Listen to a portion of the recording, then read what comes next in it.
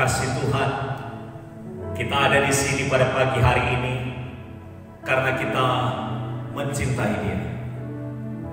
Kita ada di sini karena kita sungguh merindukan Dia, yang adalah Tuhan kita, yang telah menyatakan kasih-Nya yang besar, menyelamatkan hidup kita. Kita menyambut pagi hari ini, ibadah ini, dengan penuh ucapan dan terima kasih dan syukur kepada Tuhan. Saya mengajak kita untuk bangkit berdiri bersama-sama. Kita mau mengatakan kepada Allah, Yesus, kami mencintai Engkau. Kami rindu mengagungkan nama-Mu. Kami rindu memuliakan Engkau di sepanjang hidup kami. Nyatakan itu saat ini. Kita akan memuji Tuhan dalam segala keadaan apapun.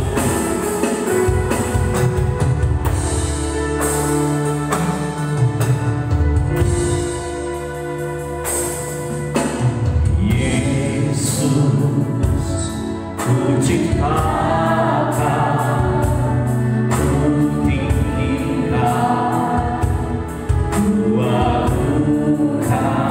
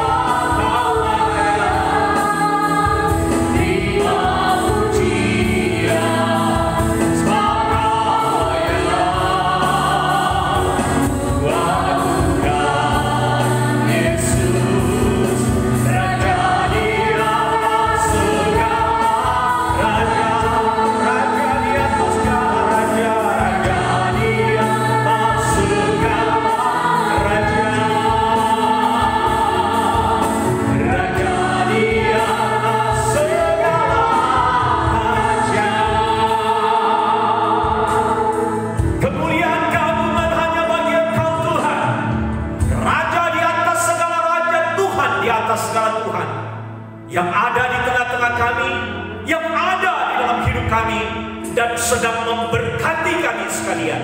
Karena ibadah pada pagi hari ini datangnya dari pihak Tuhan yang menciptakan langit dan bumi, dan yang tidak pernah meninggalkan ciptaan tangannya. Turunlah atas kita sekalian anugerah dan damai sejahtera dari Allah Bapa, Putra, dan Roh Kudus. Haleluya. Amin. Disilahkan duduk. Nas firman Tuhan yang mendahului khotbah terdapat dalam 1 Petrus pasalnya yang keempat, ayatnya yang ke-7. Kesudahan segala sesuatu sudah dekat. Karena itu, kuasailah dirimu dan jadilah tenang, supaya kamu dapat berdoa. Kami rindu menaikkan ucapan syukur kami kepada Engkau, Tuhan. Sebab Engkau terlalu baik kepada kami. Penyertaan-Mu di sepanjang minggu ini kepada kami, pemeliharaan-Mu kepada kami sungguh nyata. Dan hidup yang Engkau anugerahkan sampai pada pagi ini pun adalah anugerah yang daripada-Mu.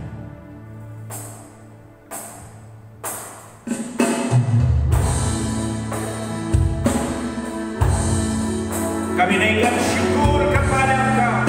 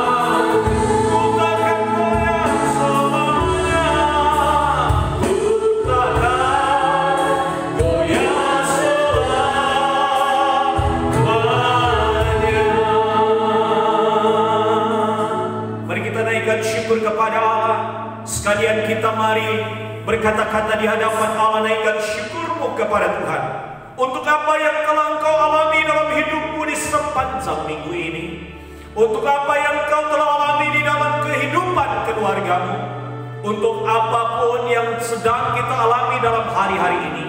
Kita mau menaikkan syukur kepada Allah. Syukur kepada Engkau, Tuhan. Syukur buat anugerah keselamatan yang Kau anugerahkan dengan cuma-cuma. Syukur karena pemeliharaan-Mu kepada kami yang tak habis-habisnya. Syukur untuk keluarga yang telah Engkau anugerahkan kepada kami. Syukur untuk setiap persoalan dan pergumulan yang kami hadapi. Syukur untuk setiap pekerjaan yang Tuhan berkati. Syukur setiap berkat yang kami nikmati setiap hari. Syukur karena hari ini kami bernafas dan diberi kesempatan beribadah. Terlalu banyak kasih yang telah Kau anugerahkan. Terlalu tinggi kasih-Mu, terlalu dalam kasih-Mu, terlalu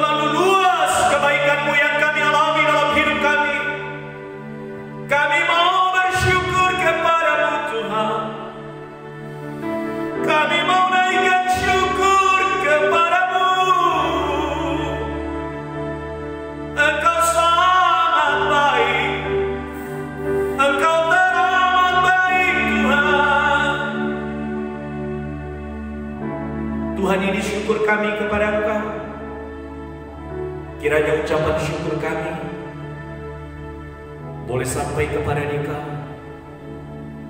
menyentuh hati engkau, dan menyenangkan hati engkau. Terimalah syukur kami ya Tuhan. Di dalam nama Yesus kami berdoa. Amin. Haleluya.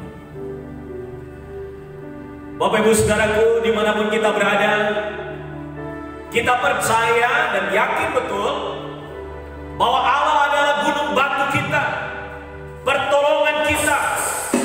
Walau badai menerpa dalam hidup, tapi Dia selalu ada di dalam hidup kita, mengangkat dan meneguhkan kita. Saya kita bangkit berdiri bersama, bersorak memuji Tuhan.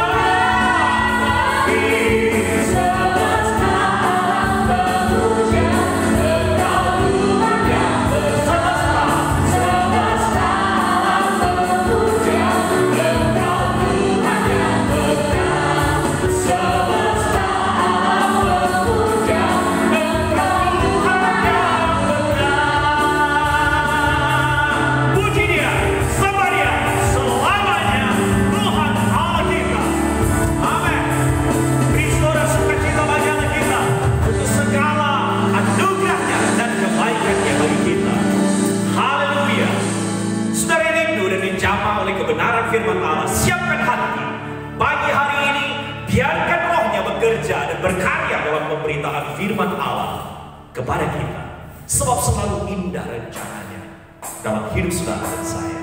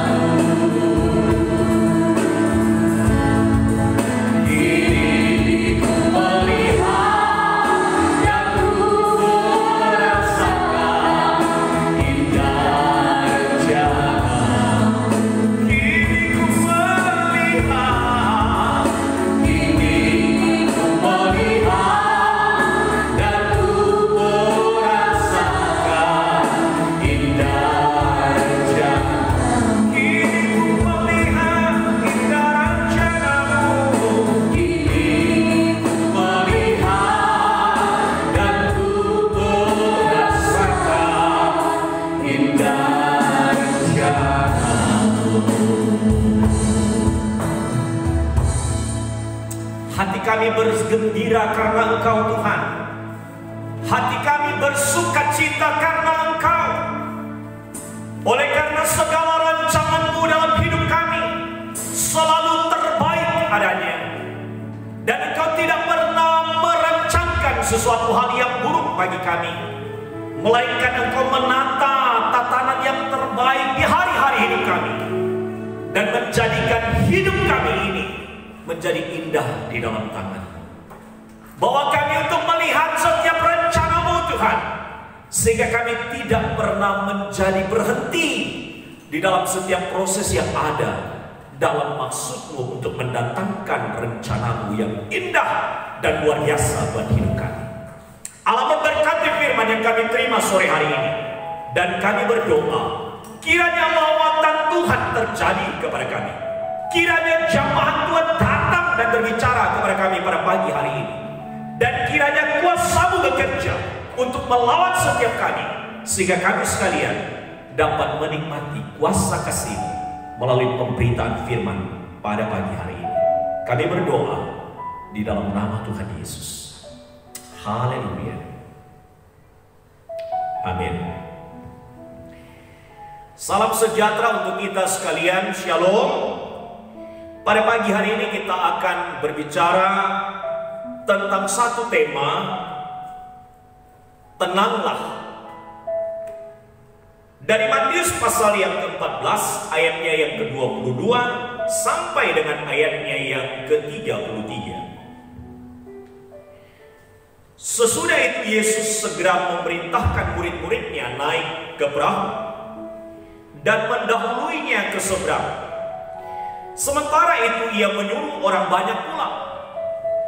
Dan setelah orang banyak itu disuruhnya pulang, Yesus naik ke atas bukit untuk berdoa seorang diri. Ketika hari sudah malam, ia sendirian di situ. Perahu murid-muridnya sudah beberapa mil jauhnya dari pantai dan diombang-ambingkan gelombang karena angin sakal. Kira-kira jam 3 malam datanglah Yesus kepada mereka berjalan di atas air. Ketika murid-muridnya melihat dia berjalan di atas air, mereka terkejut dan berseru, "Itu hantu!" Lalu berteriak-teriak karena takut. Tetapi segera Yesus berkata kepada mereka, "Tenanglah, aku ini, jangan takut." Lalu Petrus berseru dan menjawab dia, "Tuhan, apabila Engkau itu, suruhlah aku datang kepadamu berjalan di atas air." Kata Yesus, "Datanglah."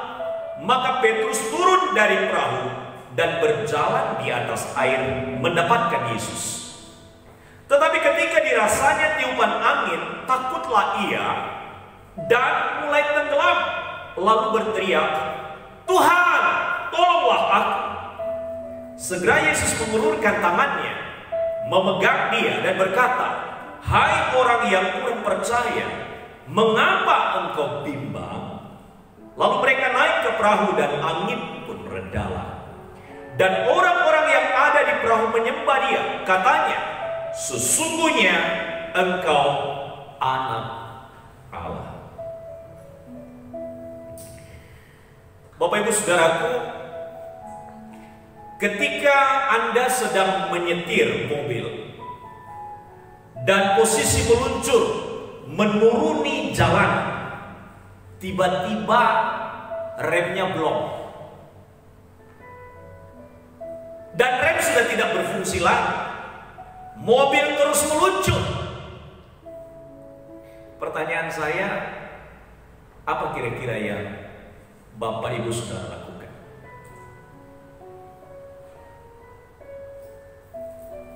Mungkin sepersekian detik kita berpikir, saya akan menabrakkan ke tempat yang memungkinkan akhirnya mobil tersebut berhenti. Atau mereka yang terbiasa dengan kendaraan akan berkata demikian, "Saya akan memainkan persnelingnya dan saya akan memainkan sedemikian rupa bagian yang bisa menolong menahan laju kendaraan tersebut dengan handremnya."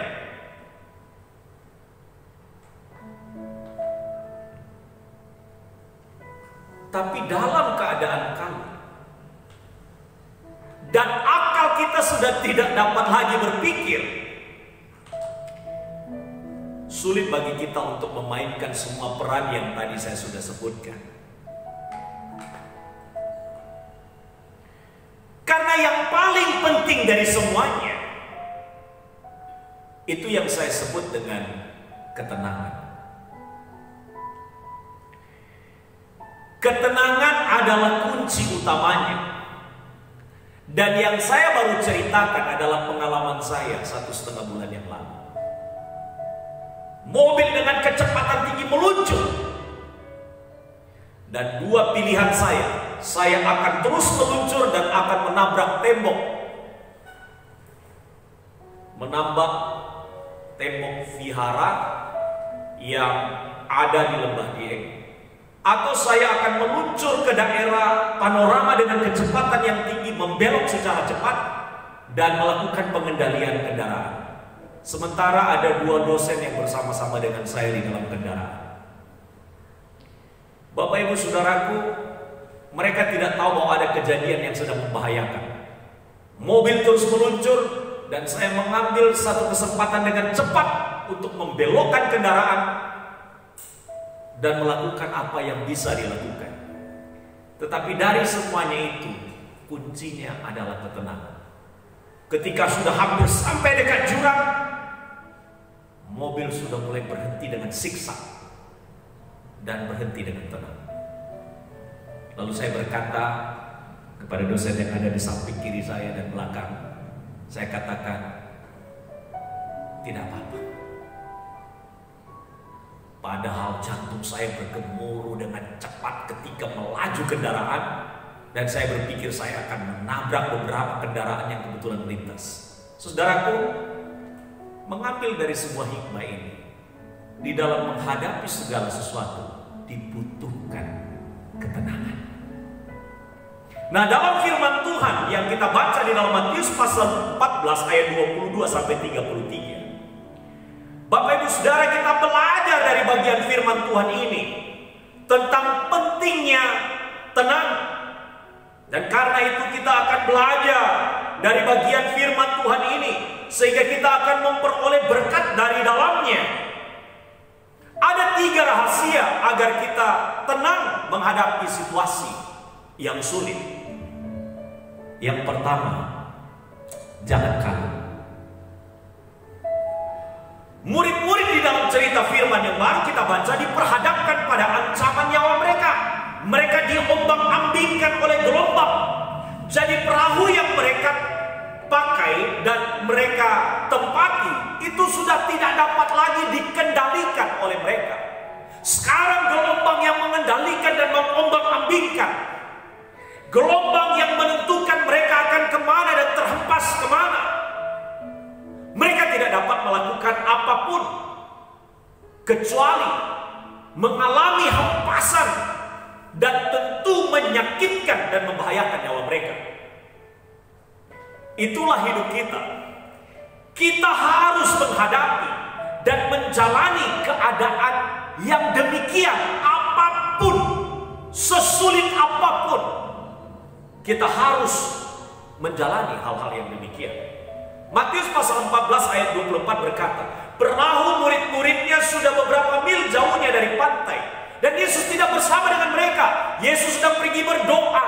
Dan dia akan menyusul, mengatakan demikian kepada murid-muridnya. Dan setelah beberapa mil mereka jauhnya dari pantai dan diombang-ambingkan oleh gelombang. Dikatakan gelombang yang sedang mengombang-ambingkan mereka adalah angin sakal. Angin yang sangat besar. Bapak Ibu Saudaraku, gambaran kekalutan nampak dalam ayat 25 dan 26.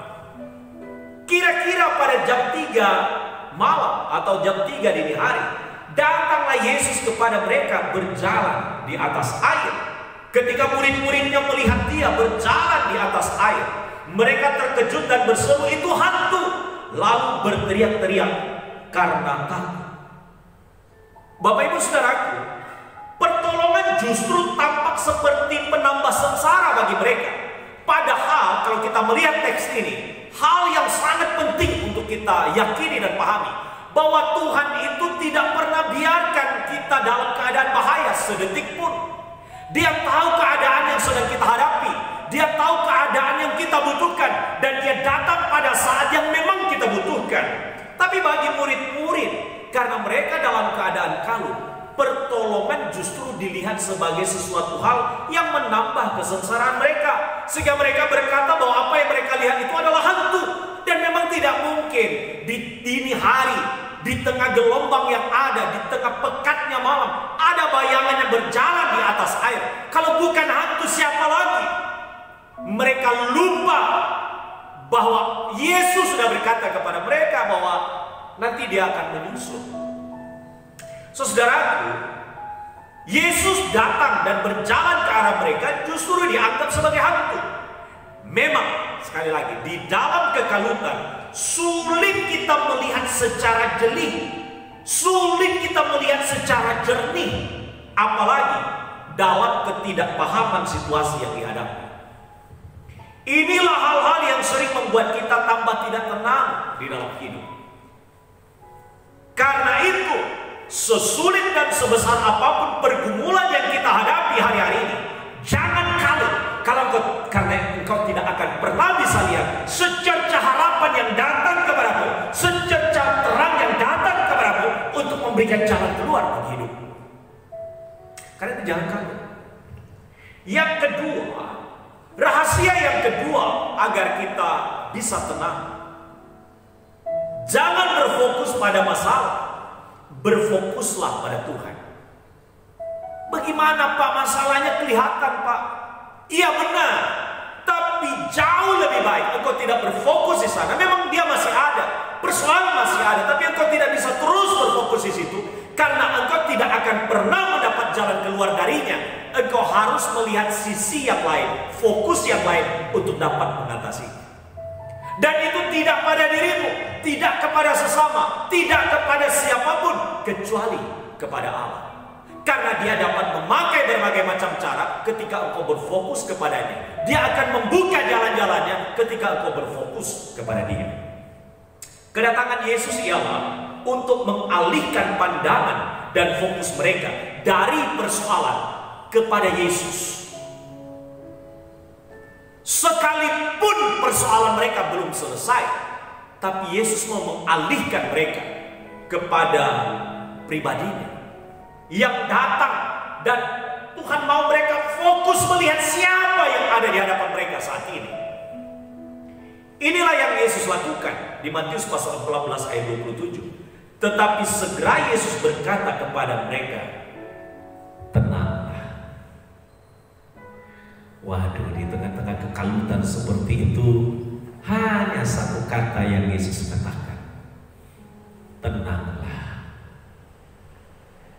Memang kadangkala situasi seperti ini kita butuhkan ketika kita berada dalam kekalutan. Ada kata yang berkata kepada kita, tenanglah. Tenanglah. Penting untuk kita pahami hal ini. Penting untuk kita mengerti hal ini. Bahwa kedatangan Tuhan, bahwa kehadiran Tuhan itu selalu mendatangkan ketenangan di dalam hati dan batin kita. Yesus berkata, tenanglah, aku ini.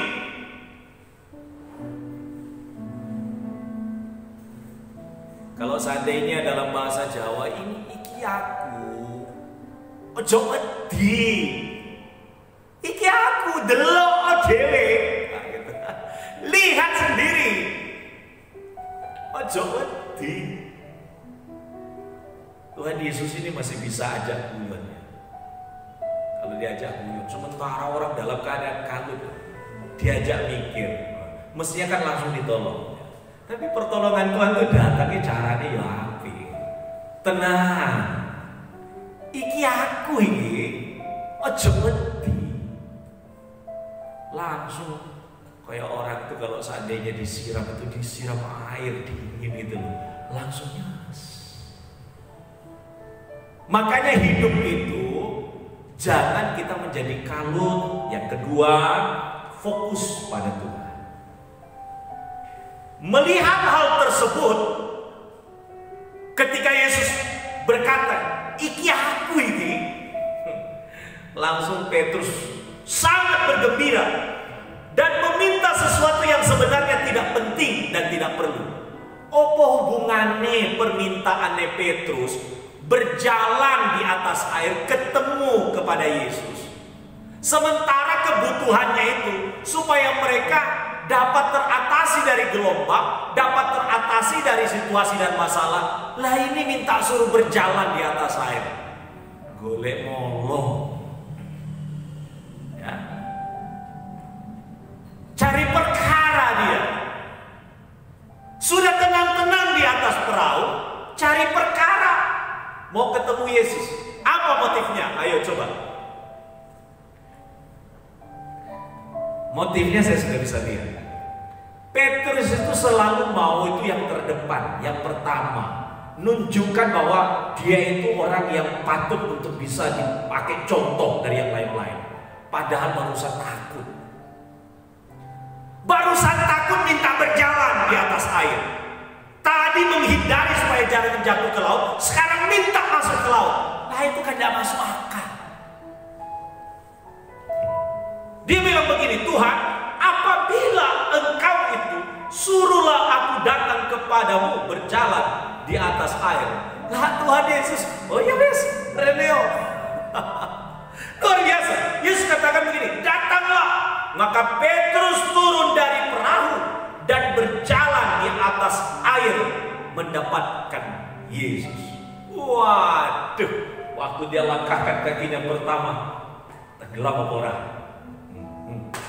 Waduh, tambah lama tambah bangga dia, sombongnya mulai muncul. Melangkah kedua akhirnya tenggelam. Makanya dalam hidup sekalipun kita ditolong Tuhan, jangan pernah sombong. Karena kesombonganlah yang telah menyebabkan kita pada akhirnya terjerembab. Itulah sebabnya ketika kita ditolong Tuhan, wajar, bersyukur saja. Jangan melebih-lebihkan.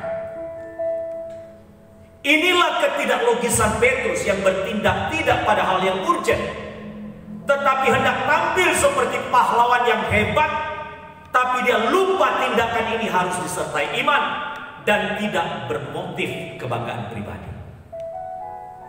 Lihatlah hasil dari orang yang asbun, asal bunyi. Dia harus mengalami keadaan yang tidak seharusnya dia alami. Ayat 30. Tetapi ketika dirasanya tiupan angin, takutlah ia dan mulai tenggelam lalu berteriak, Tuhan, tolonglah aku. Lah salahmu dewe. Kalau Tuhan Yesus ngomong begitu, lah salahmu dewe. Iku mang sing kepengen datang dan naik bertemu dengan saya itu sopo. Yesus hendak mengajarkan satu hal, jangan sombong dalam hidup. Engkau punya iman, iman itu adalah pemberian Allah kepada kita. Jangan mainkan iman untuk kepentingan kebanggaan dia. Karena itu jangan kita sombong ketika kita diberi kepercayaan oleh Tuhan. Tetap rendah hati dan tidak merasa diri bisa.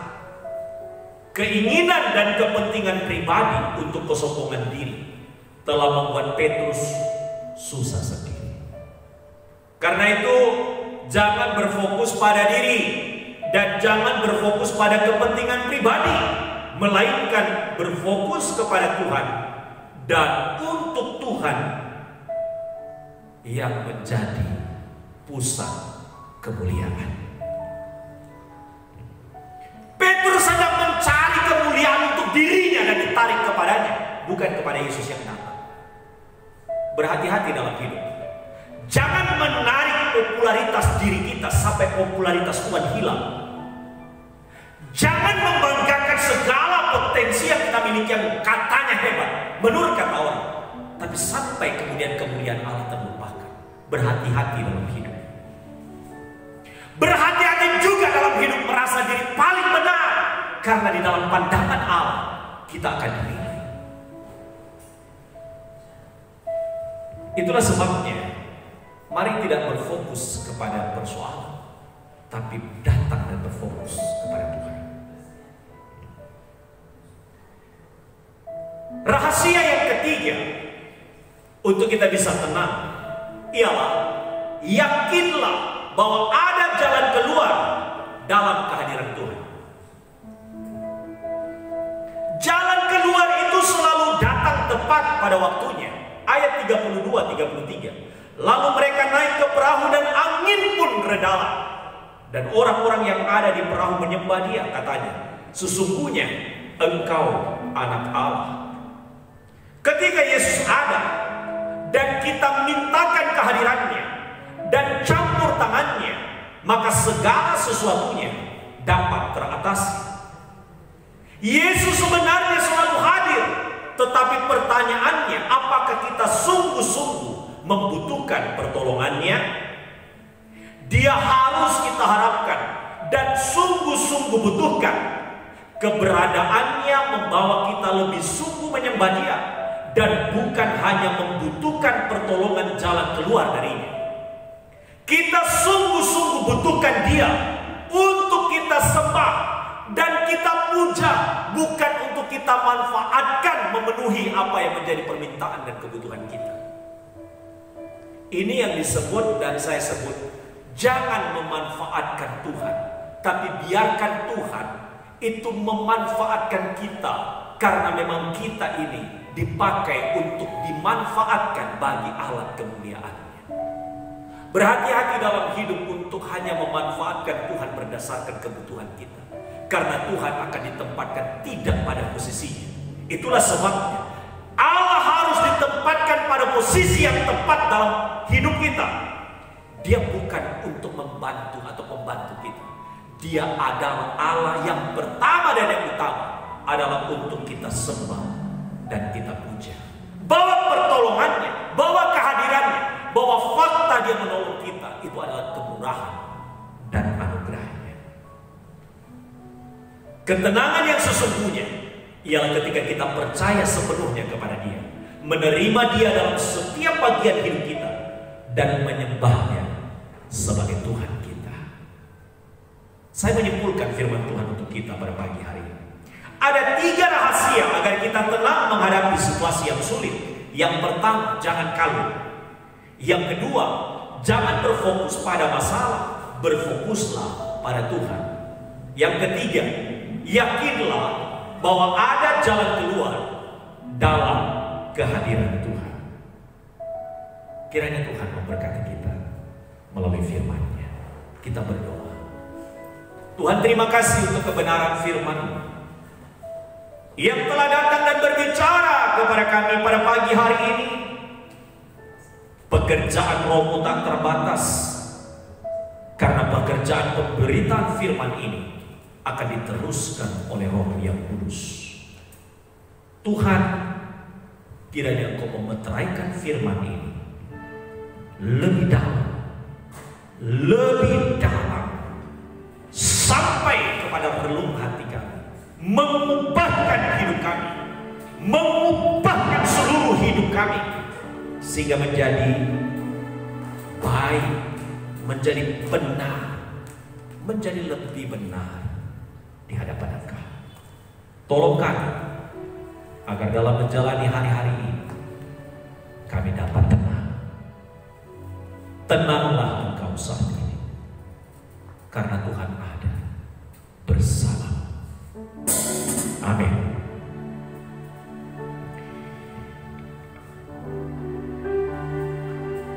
Puji Tuhan, Allah sudah memberkati hidup kita, dan kita rindu untuk dapat mengambil bagian, menghormati, memuliakan Dia. Sebuah kehormatan untuk memberi bagi pekerjaan. Haleluya. Sebab Dia gunung batu kita, kota benteng kita, kita tidak akan pernah malu.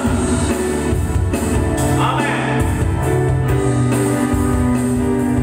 Allah sudah beri yang terbaik hidupnya buat kita. Kita rindu memberi yang terbaik bagi Dia.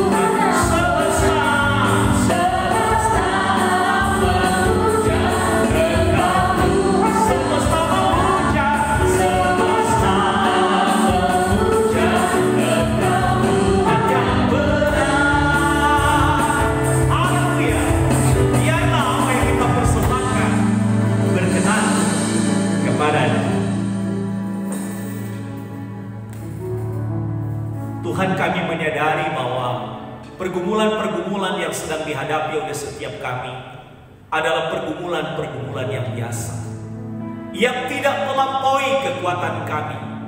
Sekalipun kami mengalaminya, tapi Tuhan memberikan kekuatan kepada kami.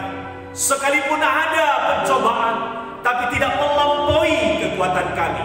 Itu juga yang menjadi keyakinan kami dalam doa syafaat kami kepada Engkau Tuhan, bahwa semua kami, dimanapun kami berada pada pagi hari ini, Engkau tahu setiap keadaan kami, Engkau tahu setiap kesulitan kami, Engkau juga tahu kebahagiaan kami, Engkau juga tahu apa yang menjadi pergumulan-pergumulan kami. Tetapi kami yakin dan percaya Allah tidak berdiam diri atas kami, melainkan turun tangan untuk menolong. Berkati umat-Mu, mereka yang dalam keadaan lemah secara fisik, Tuhan jamahan-Mu datang kepada mereka, lawat mereka pada pagi hari ini. Kiranya tangan Tuhan yang penuh dengan kasih terulur atas tubuh fisik mereka yang lemah, sehingga yang sakit menjadi sembuh pada pagi hari oleh kuasa dan bilur-bilur darah Yesus. Mereka yang dalam keadaan susah dan menderita di dalam batin hati dan pikiran mereka, Tuhan biarlah kuasa Roh-Mu datang. Kuasa Roh-Mu datang dan memberikan ketenangan di dalam batin, pikiran dan hati, sehingga ada damai sejahtera, ada sukacita Allah di hati. Kami berdoa kiranya Tuhan juga menjaga mereka yang kekurangan, mencukupkan dengan cara Tuhan, memerintahkan berkat-berkat-Mu atas mereka, sehingga mereka berkecukupan dalam kasih karunia Tuhan. Mereka yang sedang bekerja, mereka bahkan yang sedang bergumul dengan pekerjaan, kami berdoa kiranya Tuhan, jalan terbuka Tuhan bukakan bagi umat. Situasi pandemi sekarang yang sedang terjadi, kami mempercayai Tuhan lebih dahsyat kuasanya, lebih hebat kuasanya dari segala ketakutan-ketakutan dengan pandemi yang ada. Kami mohonkan kiranya pemerintah diberi hikmat, diberi anugerah yang tercurah besar dalam mengatasi persoalan-persoalan sebagai dampak dari pandemi ini. Kami berdoa kiranya Tuhan, damai dan sejahtera, berkat-Mu, kemurahan-Mu, kebaikan-Mu tercurah kepada kota kami, kepada bangsa kami, kepada negara-negara di dunia, sehingga mereka memandang kepada Engkau dan memohonkan pertolongan-Mu yang tak terbatas dan tak terhingga untuk mengatasi persoalan hari-hari ini. Dan yakinkan kami bahwa Tuhan berperkara cepat di dalam setiap persoalan-persoalan kami, menanganinya dengan cara yang tepat. Dan karena itu kami percaya kepada-Mu. Ini doa kami ya Tuhan, terimalah. Dan kami percaya apa yang kami doakan kami sudah terima dalam nama Yesus. Seraya juga menyerahkan persembahan yang sudah kami persembahkan. Setiap umat-Mu dengan kerelaan hati mereka dalam memberi, Allah memberkatinya dengan limpah. Dalam nama Yesus kami berdoa. Amin. Saya mengajak kita untuk bangkit berdiri bersama dalam pengiringan hari-hari hidup kita. Tenanglah jiwa kita, karena ada Dia bagi kita. Damai akan mengiringi perjalanan hidupmu di sepanjang minggu ini. Damai dari Allah atas kita sekalian.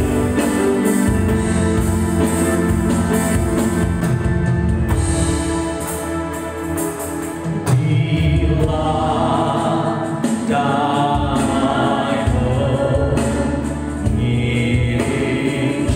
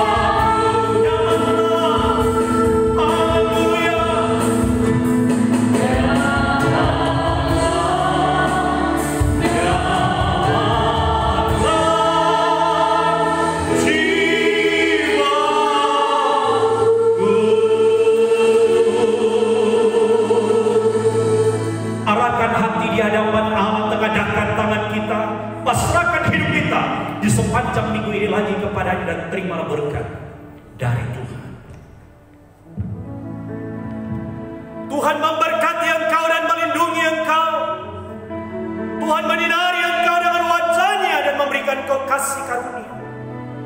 Tuhan menghadapkan wajah-Nya kepadamu dan memberi engkau damai sejahtera dari hari ini bahkan sampai selama-lamanya.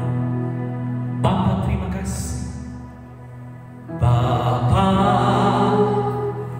terima kasih. Bapa, terima kasih. Bapa, terima kasih. Haleluya, terima kasih. Bapa di dalam surga, ku berterima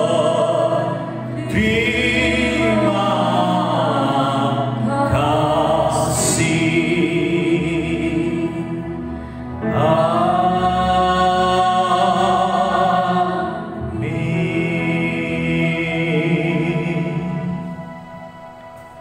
Silakan duduk, tenangkan hati dan ucapkan syukur kepada Tuhan.